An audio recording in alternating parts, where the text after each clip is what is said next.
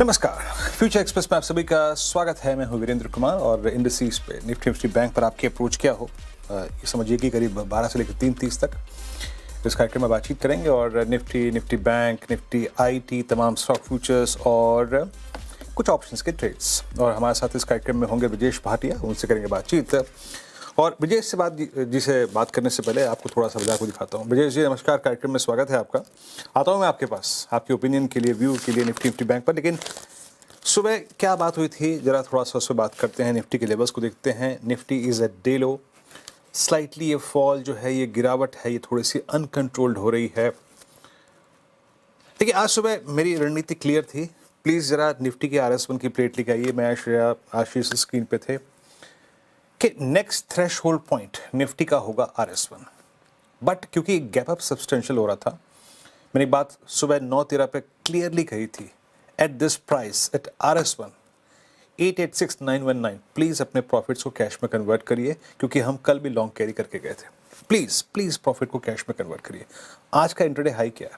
Exactly 25886। Then wait for a retracement, then wait for a retracement. इस बात को मैंने कई बार कहा था कि then wait for a retracement. इसके पीछे कारण था, and that was Nifty bank. आज सुबह मैंने क्लियर एक ओपिनियन रखा था अपनी निफ्टी की रणनीति में भी और निफ्टी बैंक की रणनीति में इटसेल्फ के एक वर्टिकल राइज निफ्टी में आ चुका है, and we are too far from 10-day exponential moving average. A retracement, a liquidation, a cooling off is required. एक ज़रूरत है मुनाफा वसूली के दौर की निफ्टी बैंक पे। जहां मिले बुक करिएगा, और RS1 मिल जाए तो ज़रूर बुक कीजिएगा। और आप निफ्टी बैंक लेके आइए एक बार जरा। निफ्टी बैंक लिक्विडेट हो रहा है, प्रॉफिट टेकिंग हो रही है, गहरा रही है, और हाँ ये फायर करिए। और मैंने दो बातें कही थी निफ्टी बैंक में, अगर हमें 61,000 मिल जाए तो और अच्छी बात है, अन्यथा मैं बहुत ही आतुर हूं कि मुझे स्क्रीन पर 60-700 मिल जाए। That's exactly 10-day exponential average. देखिए आप रोज बरोज किसी इंडेक्स से चलने की उम्मीद नहीं रख सकते कि आज भी चल, तू कल भी चल, तू परसों भी चल। और एक सिंगल हैंडेडली इस बाजार के स्ट्रक्चर को निफ्टी बैंक ने सिक्योर कर रखा है। और उसमें से भी अगर आप देखिए मात्र PSUs, तो एट 61, 500, 600, 700 मेरा क्लियर ओपिनियन था, अपने प्रॉफिट्स को कैश में कन्वर्ट करिए प्लीज, है ना। कल आपको मैंने एक चीज दिखाई थी सुबह भी कि put writers on the higher side आने को राजी नहीं है, अग्री नहीं है, वो कंफर्मेशन नहीं था, और इसीलिए वो प्रॉफिट टेकिंग रही थी। देखिए अब मैं फिर कह रहा हूं, अभी हमें ऐसे कोई इंस्टेंसेस नहीं मिल रहे हैं कि ये लिक्विडेशन, ये प्रॉफिट टेकिंग रुक रही है ना, कोई नहीं है। मैं आपको दिखाता हूं। अब let's come back to Nifty now. हमने कल एक डिप को बाय किया था टुवर्ड्स 25642, काम कर गया। हम कल डे हाई पे क्लोज हुए, आज प्रॉफिट भी बुक किया। बट याद रखिएगा, this liquidation, this retracement is getting slightly out of control. अब ये थोड़ा सा कंट्रोल से बाहर जा रहा है। क्यों? मैं आपको दिखाता हूं। एग्जैक्टली जिस प्राइस पे हम ट्रेड कर रहे हैं ना, अब जरा बेस 2 लेके आइएगा। हम वेट कर रहे थे कि डिप मिल जाए बेस 1 तक, वो भी नहीं होल्ड हुआ। Now base 2 is under threat. Base 2 under the threat का मतलब ये है कि 20 डेमा इज अंडर द थ्रेट। 20 डेमा टूटने का कार पे है। तो मैं आपसे ये कह रहा हूं, अब आपको लिखे आइए ऑप्शंस के स्टैट्स। अब आपको नजर आएगा कि पुट राइटर कंफर्टेबल नहीं है। बैंक निफ्टी का लिक्विडेशन, निफ्टी आईटी का ऊपर ना टिक पाना, और निफ्टी का सेल्फ रिट्रेस होना, मार्केट ब्रेथ का खराब होना, वो कंफर्टेबल नहीं। लुक एट पुट राइटर्स निकलते हुए, एग्जिट करते हुए, and look at call writers conviction. 72 lakh call 700 पे, 800 पे 1.25 करोड़, और 25,900 पे करीब 67 लाख। यानी ये साइंस कोलैप्स के हैं। तो यहां पे मैं कहूंगा, अब एक नया लेवल रख के रखिए डायरेक्टर साहब प्लीज। अगर ये बाजार फिर लेके आइए बेस 1 स्क्रीन पर, बेस 1 एंड बेस 2। एक बात याद रखिएगा, इस 12 से लेकर अब आप समझिए 130 तक, अगर ये बाजार इस लेवल को मैं आपको 12 बजे की फ्रेश अप्रोच दे रहा हूं, 25639 और 25600, ये लगभग 39 पॉइंट ना होल्ड करे तो ये बाजार और क्रैक होगा, तबीयत से क्रैक होगा। So we have a last edge now at 639 and 600। क्यों? That's 20-day exponential moving average, और ये 600 का पुट राइटर का जोन है जहां पे एक रीजनेबली हाई पुट राइटर्स हैं। कल सबसे बड़ा पुट राइटर 700 पे था and second put writer was at 25600। तो अब 12 बजे की मैं आपको एक सोच लिख के दे रहा हूं, अगर 25,639 25,600 होल्ड कर गया तो आप सेकंड हाफ में पुल बैक देखेंगे, अन्यथा ये रिवर्सल बहुत हमको भारी पड़ेगा। अब आइए आप निफ्टी बैंक पे। निफ्टी बैंक पे मैं खुश हूं, यकीन मानिए मैं खुश हूं, and I was waiting for that retracement. मैं उम्मीद कर रहा था कि ये टूटेगा, ये क्रैक होगा, एक वर्टिकल राइज हो गया था, और किसी भी इंडेक्स को अपने अपसाइड को जस्टिफाई करने के लिए कभी ना कभी कूलिंग ऑफ करनी पड़ती है। आज आप यकीन मानिए हमारा 10 डे में अलाइंड है 60,739 पे, और आज सुबह की ओपनिंग के वक्त आप उससे 1000 पॉइंट ऊपर थे। You can not justify this, आप नहीं जस्टिफाई कर सकते इसे। तो अब आप देखिए, दो चीज़ें बता रहा हूँ मैं आपको। अब देखिए जरा ऑप्शंस के स्टैट्स प्लीज़ देखिए। अब ये बात है, या तो बाजार कोलैप्स होगा या फिर बाजार आपको री एंट्री का मौका देगा, है ना। तो हमने री एंट्री के लिए निफ्टी की बात कर ली एक। अब लेके आइए आप निफ्टी बैंक। यहाँ पर भी देखिए आप पुट राइटर्स कंफर्टेबल नहीं है।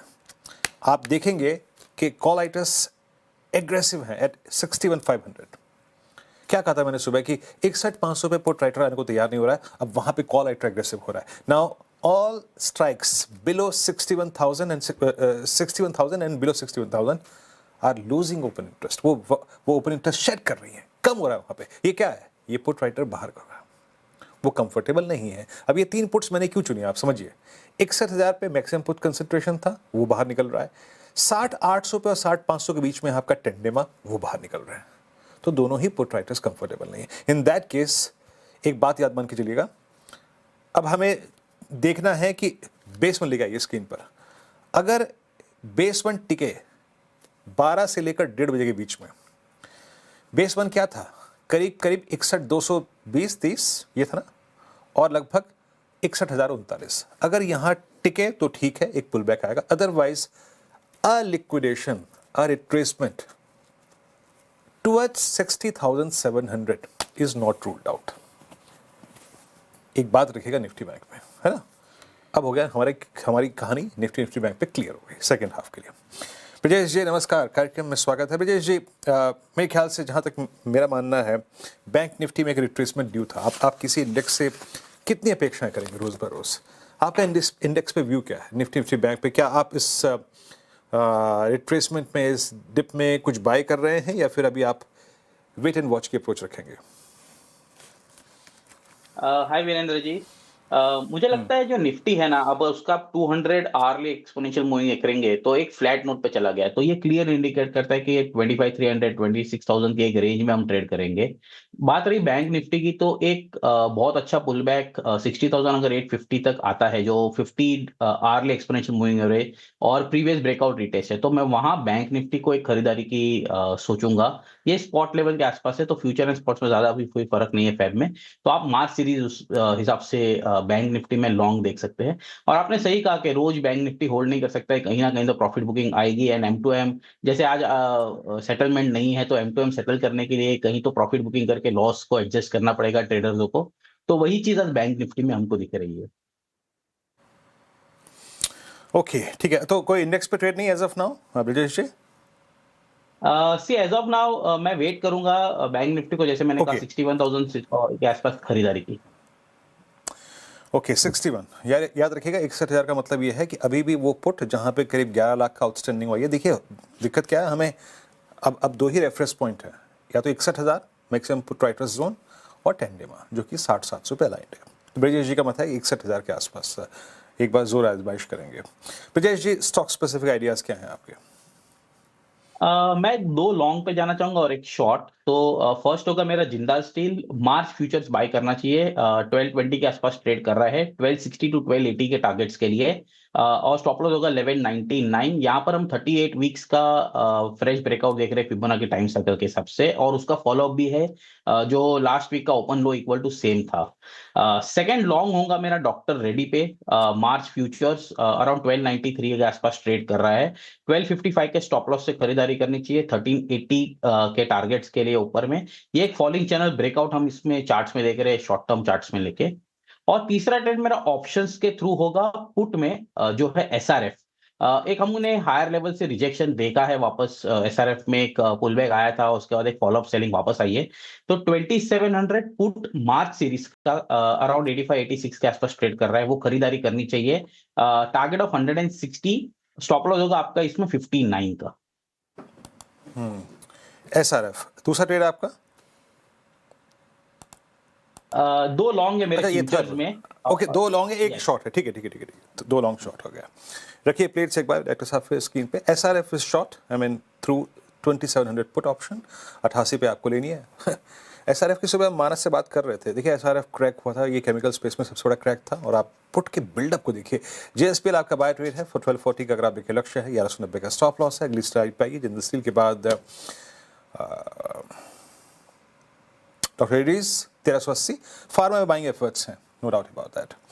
और एक हो गया एसआरएफ शॉर्ट। चलिए विजय जी एक काम करते हैं, यहाँ ब्रेक लेते हैं, ब्रेक के बाद हम कुछ और विषयों पे बातचीत करेंगे। दरअसल अच्छा इस बीच ये लीजिए जनाब, सीएनबीसी आवास की बादशाहत के आंकड़े यानी टीआरपी के फिगर्स आपकी स्क्रीन पे हैं, और मैं आपको बताता हूँ यहाँ पे नंबर्स। दरअसल पोस्ट बजट याद रखिएगा, पोस्ट बजट क्या बहुत महत्वपूर्ण था।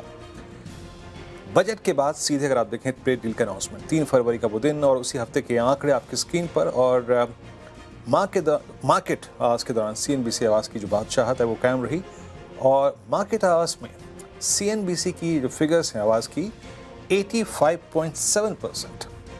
तो ये अगर आप देखें जिसे कहते हैं आई मीन अनडिस्प्यूटेड लीडरशिप, बिना किसी अगर आप देखें तो जिसे कहते हैं ना I mean ifs and buts के 85.7% ये मार्केट हाउस में, यानी जब बाजार खुलता है और बंद होता है, जिस वक्त आप बाजार को समझना चाहते हैं, देखना चाहते हैं। और मेरे ख्याल से देखिए ये महत्वपूर्ण हफ्ता था। बजट का बाजार पे क्या असर होगा, और बड़े बड़े ओपिनियंस, मार्केट एक्सपर्ट्स के views, and most specially the trade deal, जो कि जिसका शायद आप ही समझिए कि अप्रैल से इंतज़ार था, फाइनली आप देखो कंक्लूड हुई फरवरी में।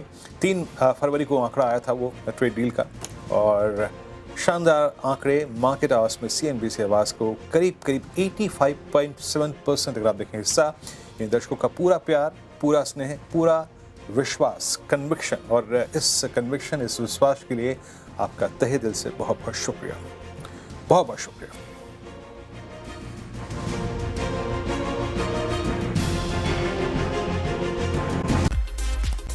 ब्रेक के बाद कार्यक्रम में आप सभी का फिर से स्वागत है। इंडेक्स को हल्का सा देखते हैं और फिर चर्चा का विषय यहाँ से अगर आप देखें मोड़ेंगे।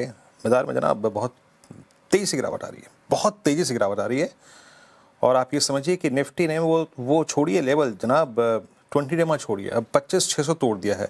सो ये लिक्विडेशन, ये प्रॉफिट टेकिंग ये है जो है ना, अब थोड़ी गहरा रही है, इसको अब लाइटली नहीं लेना चाहिए। और वो कोई भी अगर आप देखें पुल बैक की ट्रेड की जो गुंजाइश थी वो निफ्टी में एटलीस्ट अगर आप देखें एज ऑफ नाउ, जिसे कहते हैं कैलकुलेटेड रिस्क, वो नहीं है। मैं विषय को कुछ देर के लिए मोड़ता हूँ और यहाँ से थोड़ा सा बात करते हैं मॉर्गन स्टैंडली और जेफरीज की भारतीय शेयर बाजार में को लेकर कुछ नई टॉपिक्स आई हैं, कुछ स्टॉक्स पर उन्होंने अपना व्यू शेयर किया है पोस्ट अर्निंग्स। क्या है ये स्टॉक्स और क्या कहा गया इनके बारे में। नुपुर के पास चलते हैं। नुपुर, किन किन स्टॉक्स पे क्या क्या टिप्पणी आई है, एक एक करके समझाइए। बिल्कुल, काफ़ी पॉजिटिव कमेंट्री भी आई है और साथ ही साथ टॉप पिक्स भी आती हुई देखिए मॉर्गन स्टैनली और जेफरीज दोनों की ही तरफ से क्वार्टर 3 के नतीजों के बाद काफ़ी खुश ब्रोकरेज हाउस आपको नजर आएंगे। उन मॉर्गन स्टैनली से शुरुआत करते हैं। यहाँ पे उनका कहना है कि क्वार्टर 3 के बाद एक अर्निंग्स पिकअप काफ़ी स्ट्रॉन्ग देखने को मिला है। अर्निंग्स की जो ब्रेथ थी वो काफ़ी अब पॉजिटिव यहाँ से नज़र आ रही है, और जो मार्जिन है निफ्टी में जो कंपनीज होती है, इंडेक्स मार्जिन जो होते हैं उसमें लगातार 11वीं बार इस बार एक्सपेंशन देखने को मिला है। FY27 के अर्निंग्स ग्रोथ का अनुमान भी उन्होंने दिया है जो कि 16 to 17% आपको नजर आएगा। और इम्पोर्टेंट बात उन्होंने ये की है कि सरकार की जो पॉलिसी सपोर्ट यहाँ पे मिल रहा है उसकी वजह से सिक्लिकल कंपनीज में भी मजबूती देखने को मिल रही है। ओवरवेट काफ़ी सारे स्टॉक्स पर मॉर्गन स्टैनली आपको दिखेगा। उस लिस्ट में सेक्टर्स पे पहले बता देती हूँ, इंडस्ट्रियल, फाइनेंशियल, कंज्यूमर और एनर्जी जैसे नाम है जहाँ पे मॉर्गन स्टैनली काफ़ी पॉजिटिव है। स्टॉक्स लिस्ट में आपको सबसे ऊपर पॉलीकैब इंडिया, इंडिया, लेंसकार्ट हाल ही में लिस्ट हुई थी company, Shriram finance, Grasim industries, Tata steel, Indian oil corporation और इटर्नल जैसे नाम आपको नजर आएंगे जिस पर ओवरवेट का स्टांस है मॉर्गन स्टैनली की तरफ से। हालांकि दूसरी तरफ कुछ अंडरवेट के कैटेगरीज भी है जहां पे अंडर परफॉर्मेंस देखने को मिली है पिछले कुछ समय में, जैसे कि Dixon, Berger paint, SBI card, Shree cement, SAIL और एसआरएफ जैसे काउंटर नजर आएंगे जहां पे फिलहाल मॉर्गन स्टैनली का अंडरवेट का स्टांस आता हुआ दिखा है। जेफरीज की बात करें तो उन्होंने भी जो है Q3 को ही सपोर्ट देते हुए अपनी टॉप पिक्स निकाली है। उनका कहना है कि अर्निंग्स इंप्रूवमेंट देखने को मिलेगी FY27 में। फिर से एक बार Q3 एक अच्छा रिबाउंड था EPS ग्रोथ में। और उनकी जो टॉप 10 पिक्स है वो मैं आपको बता देती हूँ। Ambuja cement, AU small finance bank आपको नजर आएगा, axis, Bajaj finance, Bharat forge, Cholamandalam, eternal, Godrej properties, Hindustan zinc और साथ ही साथ वोल्टास। तो ये पूरी लिस्ट है जहां पे मॉर्गन स्टैनली और जेफरीज काफ़ी पॉजिटिव है। ओके रिपोर्ट, शुक्रिया। तो ये लिस्ट सब स्टॉक है, ये आप मेरे ट्विटर हैंडल पे देख भी सकते हैं कुछ देर में। और शुक्रिया ये रिपोर्ट इन दोनों हाउस व्यूज को एक्सप्लेन करने के लिए। मीनवाइल मार्केट्स एट डेलो दिन के सबसे निचले स्तर पर ट्रेड कर रहे हैं। लिक्विडेशन प्रॉफिट देखिए, ये आप ये देखिए कि 639 से लेकर लगभग निफ्टी का जो लगभग नो लगा 590, ये कितनी तेजी से आया। ये सिंपली ये था कि जो स्टॉप लॉसेस 20 डेमा पे प्लेस थे वो ट्रिगर हो गए सिंपली। एक ब्रेक के बाद चलेंगे विजय जी के पास, उनके ऑप्शन ट्रेड के लिए हाजिर होते हैं।